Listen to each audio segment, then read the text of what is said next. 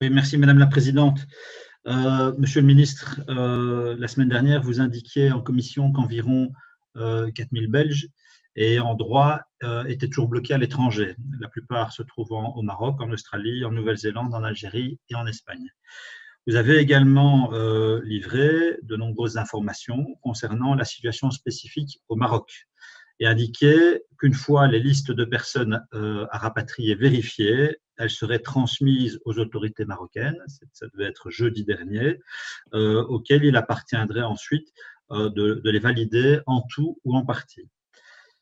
Et il y a quelques jours, la presse a fait état de déclarations des autorités marocaines sur, entre guillemets, le comportement de notre pays dans la gestion de ces rapatriements. Dès lors, Monsieur le ministre, pourriez-vous faire un point sur la situation et nous indiquer si vous disposez de nouvelles informations concernant la situation sur place et l'organisation de vols de rapatriement depuis le Maroc, le Burundi et les autres pays où les Belges sont encore bloqués. Nous avons appris dimanche soir, un vol avait décollé depuis le Maroc vers les Pays-Bas. Il y a une forme d'impatience commence à s'exprimer et je voudrais sur ce dossier. Merci.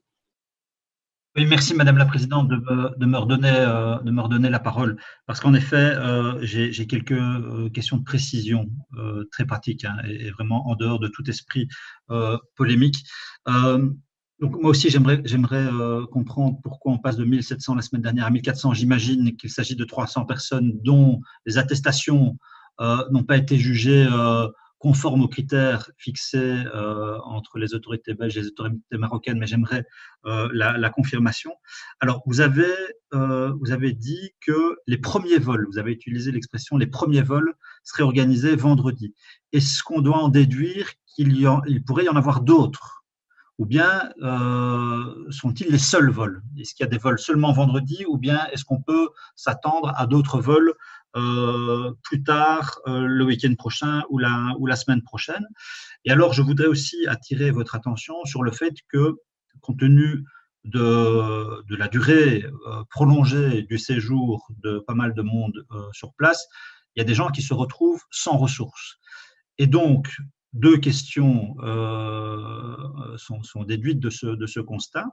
C'est la première, est-ce que, comme certains pays à ma connaissance l'ont fait, une forme de soutien logistique est prévue pour permettre aux gens de rejoindre Casablanca, sachant que quand on est à Oujda ou à Nador, c'est pas toujours simple dans un pays qui est totalement confiné de pouvoir se rendre à Casablanca. Donc, est-ce qu'un soutien, par exemple, pour un déplacement en car est envisagé? Et par ailleurs, les ressources financières de plusieurs personnes sont épuisées. Est-ce qu'il est envisageable d'aider financièrement ces gens à payer leur vol? Et la question vaut d'ailleurs pour d'autres pays, et notamment le Burundi. Donc voilà des questions précises qui permettront, je l'espère, de bien circonscrire le programme pour la suite des opérations. Voilà, je vous remercie.